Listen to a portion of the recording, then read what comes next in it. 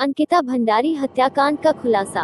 उत्तराखंड के पौड़ी जिले के गंगा भोगपुर में स्थित वनंतरा रिजॉर्ट में अंकिता भंडारी बतौर रिसेप्शनिस्ट काम करती थी।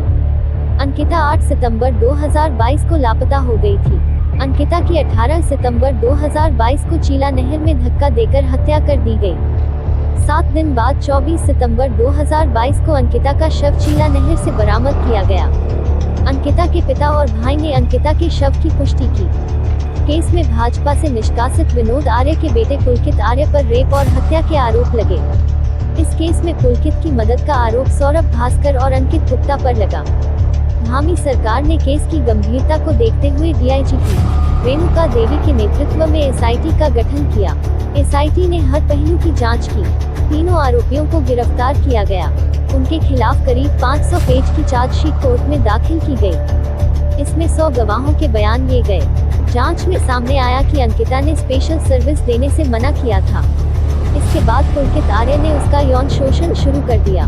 रिजॉर्ट के कमरा नंबर 106 में मैनेजर सौरभ भास्कर ने भी कई बार रेप की कोशिश की। केस का मुख्य गवाह विवेक आर्य है। वह रिजॉर्ट में ही काम करता था।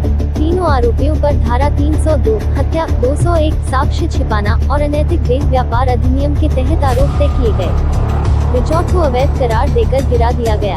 अंकिता उत्तराखंड के पौड़ी गढ़वाल की ही रहने वाली थी। इंटरमीडिएट के बाद उसने देहरादून से होटल प्रबंधन में 6 महीने का डिप्लोमा किया। 28 अगस्त 2022 को वनंतरा रिजॉर्ट में काम करना शुरू किया था। हत्याकांड में सीएम पुष्कर सिंह धामी ने कड़ी कार्रवाई की बात कही। उन्होंने अंकिता भंडारी के नाम पर डोब श्रीकोट स्थित राजकीय नर्सिंग कॉलेज का नाम रखने की घोषणा की। हालांकि आरोपियों को अभी तक सजा नहीं हो सकी है। उत्तराखंड की राजनीति में अंकिता भंडारी हत्याकांड ने वर्ष 2022 के उत्तरार्ध में हड़कंप मचा दिया था। 18 सितंबर 2022 की उस घटना को याद कर ही आज भी लोगों की आंखें गीली हो जाती हैं। एक बेटी जो अपने सपनों को पूरा करने के लिए घर से निकलती है, एक रिजॉर्ट में रिसेप्शनिस्ट का काम शुरू करती है। उसके साथ जिस प्रकार की वारदात हुई, उससे लोगों ने खुद को जोड़ा।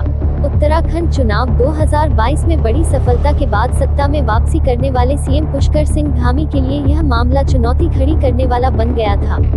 हालांकि इस मामले में कार्रवाई हुई। तीनों आरोपियों को गिरफ्तार किया गया। मामला कोर्ट में चल रहा है। इस मामले को लेकर एक लड़ाई सड़क पर भी लड़ी जा रही है। इसमें अंकिता के माता पिता, परिजनों के साथ कुछ सामाजिक कार्यकर्ता भी शामिल हैं। एक बार फिर यह मामला गरमाया है। कारण एक सामाजिक कार्यकर्ता पत्रकार की गिरफ्तारी का है। वह अंकिता भंडारी को न्याय दिलाने की मांग कर रहे थे। अंकिता भंडारी को न्याय दिलाने के लिए उसके माता पिता और परिजन गढ़वाल के श्रीनगर धरने पर बैठे हैं। उनकी मांग है कि तत्कालीन एडीएम और यमकेश्वर के एमएलए पर कार्रवाई की जाए। इसको लेकर लोग एकजुट हो रहे हैं। सरकार का पुतला फूंका गया है। सरकार पर बड़े आरोपियों को बचाने का आरोप लगाया जा रहा है। आरोप यह लगाया जा रहा है कि इसी लड़ाई से जुड़े आशुतोष नेगी को गिरफ्तार किया गया है।